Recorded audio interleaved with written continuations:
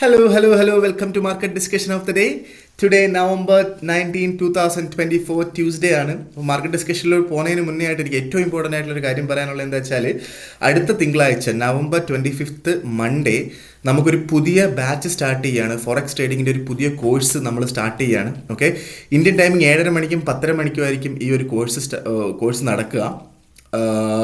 ഇതിൻ്റെ ഒരു ഏറ്റവും വലിയൊരു പ്രത്യേകത എന്താ വെച്ചാൽ 5 മിനിറ്റ് മാത്രം മാർക്കറ്റിൽ സ്പെൻഡ് ചെയ്തുകൊണ്ട് എങ്ങനെ നമുക്ക് ട്രേഡിംഗ് ചെയ്യാം എന്നുള്ളൊരു കാര്യമായിരിക്കും നമ്മൾ ഇതിനകത്ത് പഠിപ്പിച്ചു തരുന്നത്. അത് വളരെ ഉപകാരപ്പെടുന്ന ഒരു കാര്യമാണ്. കാരണം പല ആൾക്കാർക്കും ജോലിയുള്ള ആൾക്കാരുണ്ട്, അല്ലെങ്കിൽ വേറെ എന്തെങ്കിലും ബിസിനസ് ചെയ്യുന്ന ആൾക്കാരുണ്ട്. അവർക്കൊക്കെ ഈ ഒരു മെത്തേഡ് ഓഫ് ട്രേഡിംഗ് ഭയങ്കര ഉപകാരപ്പെടും എന്നുള്ളതാണ് ഇതിന് ഏറ്റവും വലിയൊരു ഹൈലൈറ്റ് എന്ന് പറഞ്ഞു കഴിഞ്ഞാൽ. ഓക്കെ, അപ്പോൾ ക്ലാസ് ഇപ്പോൾ 2 ആഴ്ചത്തെ ക്ലാസ് കഴിഞ്ഞ് കഴിഞ്ഞാൽ നിങ്ങൾക്കൊരു പ്രോപ്പറായിട്ടുള്ളൊരു ഗൈഡൻസും ഒരു ദിവസം ലൈവ് മാർക്കറ്റ് ഡിസ്കഷൻ ഉണ്ടാവും. US മാർക്കറ്റ് സ്റ്റാർട്ട് ചെയ്യുന്നതിന് മുന്നേ ആയിട്ടൊരു ലൈവ് മാർക്കറ്റ് ഡിസ്കഷൻ ഉണ്ടാവും. അതിൽ നിങ്ങൾക്ക് ഡെമോ അക്കൗണ്ടിൽ നിങ്ങൾക്ക് ട്രേഡ് ചെയ്ത് നോക്കാം.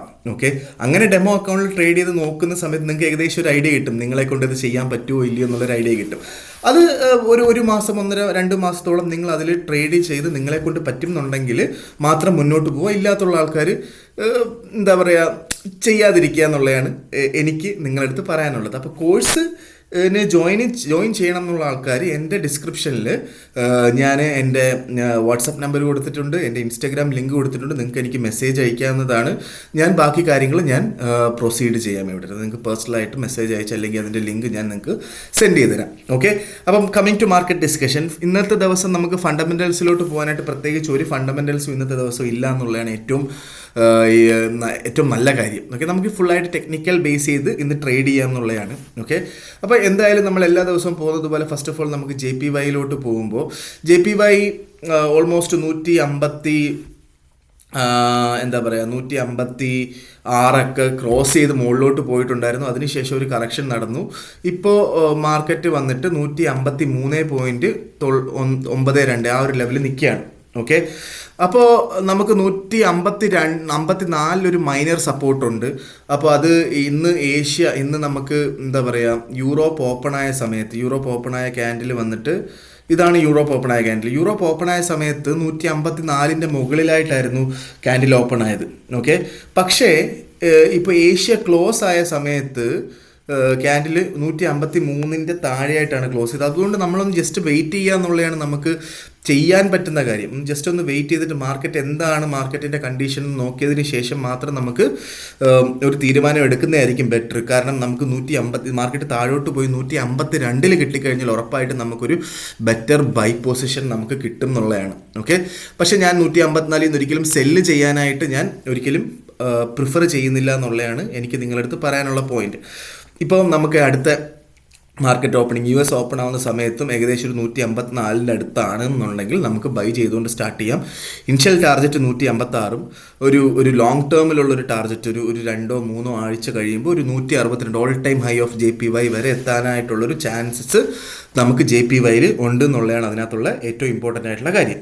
ഓക്കെ, നമ്മൾ നേരെ യൂറോയിലോട്ട് പോവുകയാണെങ്കിൽ യൂറോ കുറച്ച് അൺസ്റ്റേബിൾ സിറ്റുവേഷനിൽ നിൽക്കുകയാണ്. നിങ്ങൾക്ക് എല്ലാവർക്കും അറിയാം, ഞാൻ കഴിഞ്ഞ മാർക്കറ്റ് ഡിസ്കഷനിലും പറഞ്ഞിട്ടുണ്ടായിരുന്നത് ജർമ്മനിയുടെ ഗവൺമെൻറ് കൊളാപ്സായി അവിടെ ഒരു റീ എലക്ഷൻ നടക്കാൻ പോവുകയാണെന്നുള്ള കാര്യം. ഓക്കെ, അതിൻ്റെ കൂടെ റഷ്യ-ഉക്രൈൻ വാറും അവിടെയും എന്തൊക്കെയോ കുറേ പ്രശ്നങ്ങൾ നടക്കുന്നുണ്ട്. യുക്രൈൻ എന്താ പറയുക, US കൊടുത്തിട്ടുള്ള കുറച്ച് അവരുടെ ആയുധങ്ങളൊക്കെ എക്യുപ്മെൻറ്റ്സ് യൂസ് ചെയ്യാനായിട്ടുള്ള കുറച്ച് പ്ലാനുകളിൽ നിൽക്കുന്നു. എന്താ പറയുക, ലോങ് റേഞ്ച് മിസൈൽസ് വിടണം എന്നൊക്കെയുള്ള കുറേ കാര്യങ്ങളൊക്കെ ആയിട്ട് നിൽക്കുകയാണ്. അങ്ങനെ എന്തെങ്കിലും സംഭവിച്ചു കഴിഞ്ഞാൽ ചിലപ്പോൾ അത് ഡയറക്റ്റ്ലി അഫക്റ്റ് ചെയ്യുന്ന യൂറോയിലായിരിക്കും. അതുകൊണ്ട് തന്നെ യൂറോയിൽ തൽക്കാലം മാറി നിൽക്കുന്നതായിരിക്കും ബെറ്റർ. റിസ്ക് എടുക്കണം എന്നുള്ള ആൾക്കാർക്ക് 1.0500 അടുത്ത് കിട്ടുകയാണെന്നുണ്ടെങ്കിൽ ബൈ ചെയ്തുകൊണ്ട് സ്റ്റാർട്ട് ചെയ്യാം. റിസ്ക് എടുക്കണം എന്ന് ഉള്ള ആൾക്കാർക്ക് മാത്രം. ഓക്കെ, ഒരു ബെറ്റർ പൊസിഷൻ 1.0700 മുകളിലായിട്ടൊരു 2 മാർക്കറ്റ് ഓപ്പണിങ്സിന് ക്യാൻഡിൽസ് സ്റ്റാർട്ട് ചെയ്യുമ്പോഴായിരിക്കും ഒരു ബെറ്റർ ബൈ പോയിന്റ് എന്ന് പറയുന്നത്. ഓക്കെ, GBP എന്ന് പറയുമ്പോൾ ഒരു കാരണവശാലും സെല്ലിലോട്ട് പോകാൻ പാടില്ലാത്ത ഒരു പ്രോഡക്റ്റാണ്. നമുക്കൊരു ബെറ്റർ ബൈ പൊസിഷൻ 1.2800 മുകളിലായിട്ട് മാർക്കറ്റ് ഓപ്പൺ ആകുമ്പോഴായിരിക്കും ഒരു ബെറ്റർ പൊസിഷൻ. പക്ഷേ ഇപ്പോഴേ നിങ്ങൾക്ക് ചെറിയ ലോട്ട് വേണമെങ്കിൽ നിങ്ങൾക്ക് വാങ്ങിച്ചു പോകാം. പക്ഷേ 1.2500 ആണ് ഒരു ബെറ്റർ ബൈ എന്ന് പറയുന്നത്. അവിടെ വെച്ച് നമുക്ക് അത്യാവശ്യം നല്ല ലോട്ട് എടുത്ത് ഒരു 60 പിപ്സ് നമുക്ക് 1.2500 ഒക്കെ അടുത്ത് കിട്ടിക്കഴിഞ്ഞാൽ ഒരു 60 പിപ്സ് സ്റ്റോപ്പ് ലോസ് നമുക്ക് ഇട്ടുകൊണ്ട് നമുക്ക് അവിടുന്ന് ബൈ ചെയ്തുകൊണ്ട് സ്റ്റാർട്ട് ചെയ്യാന്നുള്ളതാണ് നമുക്ക് GBPയുടെ കാര്യം പറഞ്ഞു കഴിഞ്ഞാൽ നമ്മൾ ചെയ്യാനുള്ള കാര്യം. ഓക്കെ, നേരെ നമ്മൾ ഗോൾഡിൽ പറഞ്ഞു. നമ്മൾ ഞായറാഴ്ചത്തെ മാർക്കറ്റ് ഡിസ്കഷനിൽ പറഞ്ഞു എന്താണ്, ഗോൾഡ് ഉറപ്പായിട്ട് മുകളിലോട്ട് പോകും. ഗോൾഡ് ചിലപ്പം ഈ വർഷം തന്നെ ഓൾ ടൈം ഹൈ റീച്ച് ആവാനായിട്ടുള്ള ചാൻസസ് ഉണ്ടെന്ന് പറഞ്ഞു അല്ലേ. അതേപോലെ തന്നെ ഗോൾഡ് ഇന്നലത്തെ ദിവസം ജമ്പ് ചെയ്തുകൊണ്ട് സ്റ്റാർട്ട് ചെയ്തു. ഓക്കെ, ഇന്നലെ മാർക്കറ്റ് നോക്കിക്കഴിഞ്ഞാൽ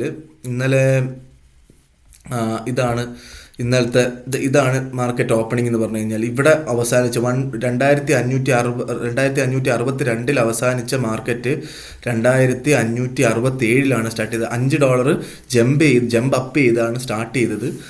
ഏഷ്യ ഓപ്പണിങ്ങിന് തന്നെ, ഇന്നലത്തെ ഏഷ്യ ഓപ്പണിങ്ങിന് തന്നെ ഓൾമോസ്റ്റ് അത് എത്രയായി, ഓൾമോസ്റ്റ് അത് ഒരു 2580 മുകളിലായിട്ട് ക്യാൻഡിൽസ് സ്റ്റാർട്ട് ചെയ്തു. അതിനുശേഷം ഒരു ക്യാൻഡിൽ പോലും 2580 താഴോട്ട് പോയിട്ടില്ല.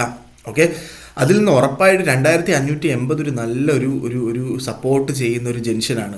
അതുകൊണ്ടിട്ട് തന്നെ നമുക്ക് 2580 അടുത്ത് കിട്ടിയാൽ ഉറപ്പായിട്ടും അവിടുന്ന് ബൈ ചെയ്തുകൊണ്ട് നമുക്ക് സ്റ്റാർട്ട് ചെയ്യാം എന്നുള്ളതാണ് അതിനകത്ത് ഏറ്റവും ഇമ്പോർട്ടൻ്റ് ഉള്ള കാര്യം. കാരണം ഇപ്പം 2627 ഇപ്പം മാർക്കറ്റ് നിൽക്കുന്നത്. 2627 മാർക്കറ്റ് നിൽക്കുന്നത്.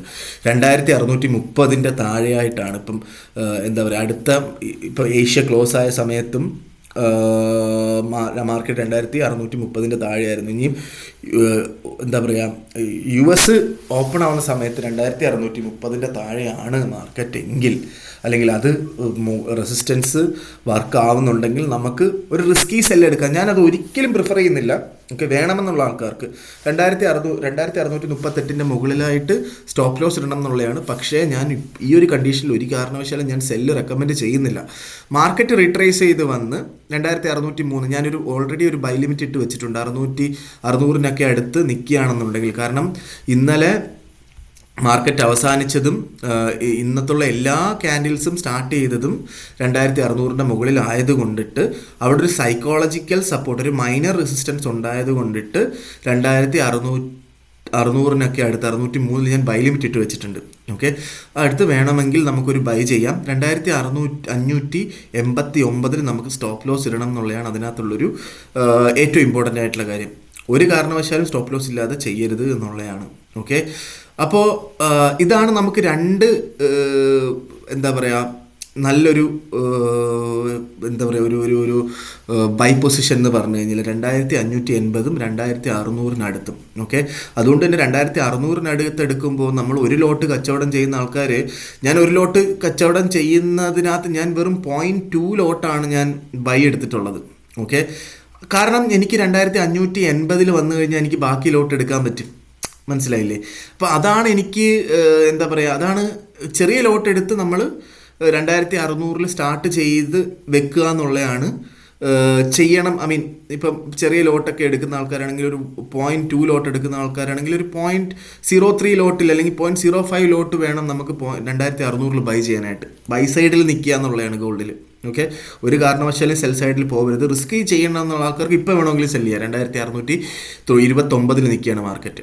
ഓക്കെ, ഇതാണ് എനിക്ക് ഇന്നത്തെ ദിവസം മാർക്കറ്റ് ഡിസ്കഷനിൽ പറയാനുള്ള കാര്യം എന്ന് പറഞ്ഞു കഴിഞ്ഞാൽ, ഈ ആഴ്ച കംപ്ലീറ്റ്ലി നമുക്കൊരു ടെക്നിക്കൽ വീക്കാണ്. ടെക്നിക്കൽ ഫോളോ ചെയ്യാം. ഗോൾഡ് ബൈ സൈഡിൽ മാത്രം നിൽക്കുക, സെൽ സൈഡിൽ നിൽക്കാതിരിക്കുക.